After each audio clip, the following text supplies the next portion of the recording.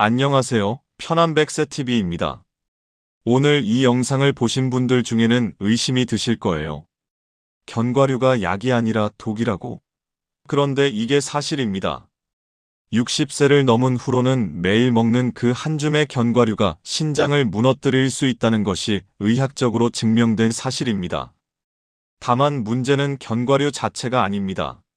나이가 들면서 당신의 신장 기능이 달라졌다는 게 문제예요. 오늘 영상에서는 이 불편한 진실을 설명하고 가장 중요한 것은 어떻게 하면 신장을 지키면서도 건강하게 견과류를 섭취할 수 있는지를 명확하게 알려드리겠습니다. 자, 이제 중요한 질문입니다. 여러분이 매일 먹는 그 견과류, 정말 여러분의 몸이 감당할 수 있는 걸까요? 박영수 어르신은 68세입니다. 3년 전부터 건강하고 싶은 마음에 매일 아침 꿀 코팅된 견과류 한 봉지씩 챙겨 드셨어요. 그런데 최근 검진에서 신장 수치가 떨어졌다는 진단을 받았습니다. 의사가 물었어요. 혹시 가공된 견과류를 자주 드세요? 바로 여기가 첫 번째 함정입니다. 가공 견과류입니다. 한 봉지 정도 크기의 꿀땅콩을 생각해 봅시다. 그 안에 들어있는 염분이 하루에 권장되는 염분 섭취량의 절반 정도를 차지합니다. 당분도 마찬가지예요. 마치 사탕을 먹는 것처럼 당분이 들어가 있는 거죠. 젊은 나이였다면 신장이 충분히 걸러낼 수 있어요. 하지만 나이가 들면 신장이 이 모든 염분과 당분을 처리하려고 애를 쓰게 됩니다. 두 번째는 캐슈넛입니다. 캐슈넛에는 옥살레이트라는 성분이 들어있어요. 쉽게 말하자면 이 성분이 신장에 들어가면 다른 미네랄과 만나서 돌처럼 굳어질 수 있다는 거예요. 실제로 유 어르신은 70세에 캐슈넛을 하루에 50개씩 드셨다고 해요. 6개월 만에 신장 결석으로 병원에 입원하셨고 수술까지 받으셨습니다. 건강하려고 먹었는데 이런 결과가 나온 거죠. 세 번째는 마카다미아입니다. 마카다미아에는 지방이 다른 견과류보다 훨씬 많이 들어있어요. 나이가 들면서 간과 신장의 지방 대사 능력이 떨어지기 때문에 이 지방들이 부담이 됩니다. 마카다미아를 자주 드신다면 간과 신장이 계속 일해야 하고 시간이 지날수록 피로해지고 기능이 떨어지게 되는 거죠. 마지막 네 번째는 튀긴 땅콩입니다. 튀기는 과정에서 트랜스 지방이라는 나쁜 기름이 생깁니다. 우리 몸이 처리하기 정말 어려운 종류의 기름이죠. 거기에 맛을 내기 위해 소금도 많이 들어갑니다. 그래서 튀긴 땅콩은 나쁜 기름과 과도한 염분이 한 번에 들어있는 제품이 되는 거예요. 여러분도 알고 계실 거예요. 우리는 건강하려고 견과류를 먹습니다. 그런데 정말 안타까운 현실은 이거예요. 건강하려고 먹던 그 한 줌의 음식이 우리의 신장을 서서히 약하게 만들고 있을 수도 있다는 거죠. 그럼 왜 이런 일이 일어날까요? 신장은 우리 몸의 청소기 같은 역할을 합니다. 매일 혈액이 신장을 지나가면서 노폐물을 걸러내요. 마치 커피를 내릴 때 필터를 통해 커피를 거르는 것처럼요. 그런데 이 청소 능력이 나이가 들면서 점점 약해진다는 거예요. 젊을 때 25세라고 생각해 봅시다. 그때 신장의 역과 능력을 100이라고 하면 60대가 되면 대략 70에서 80 정도로 떨어져 있어요. 이미 상당히 약해진 상태인 거죠.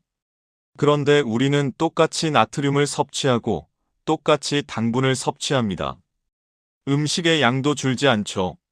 하지만 신장은 예전처럼 그걸 효율적으로 처리할 수 없게 되는 거예요. 예를 들어 캐슈넛의 옥살산이 신장에서 제대로 배출되지 않으면 몸 안에 쌓여서 결석이 생깁니다. 나트륨도 제대로 배출되지 않으면 혈압이 올라가요.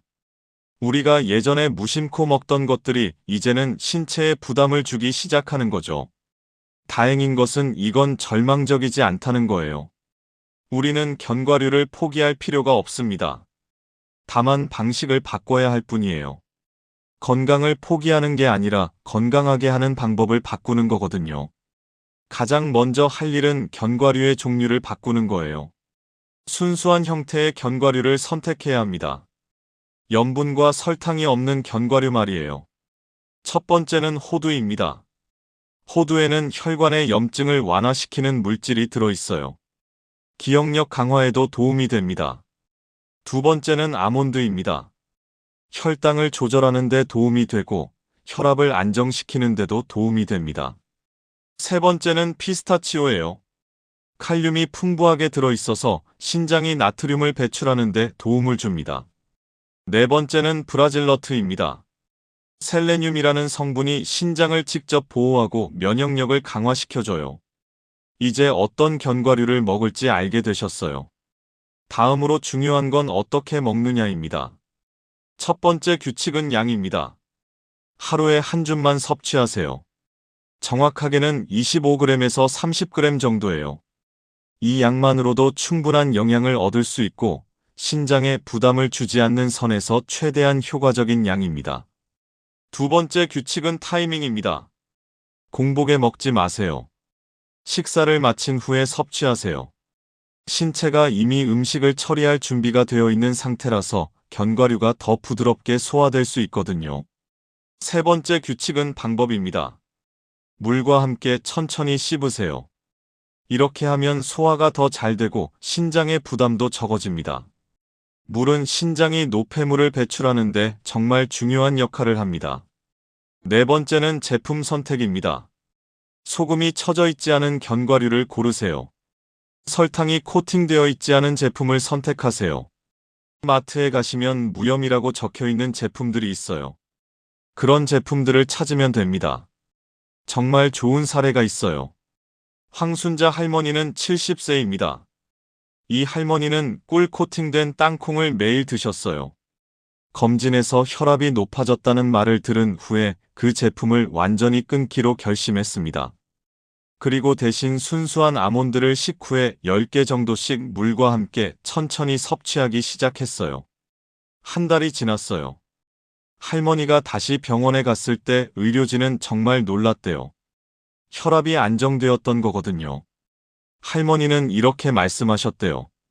이런 식으로 바꾸고 한 달 만에 이렇게 좋아질 줄은 몰랐어요. 여러분도 이렇게 할 수 있습니다. 특별히 어렵지 않아요.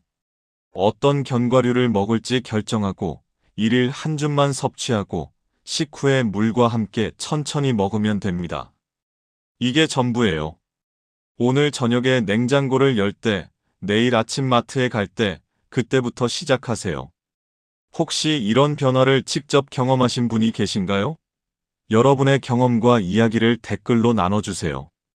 다른 시청자분들도 그런 성공 사례를 보면서 용기를 얻을 거거든요.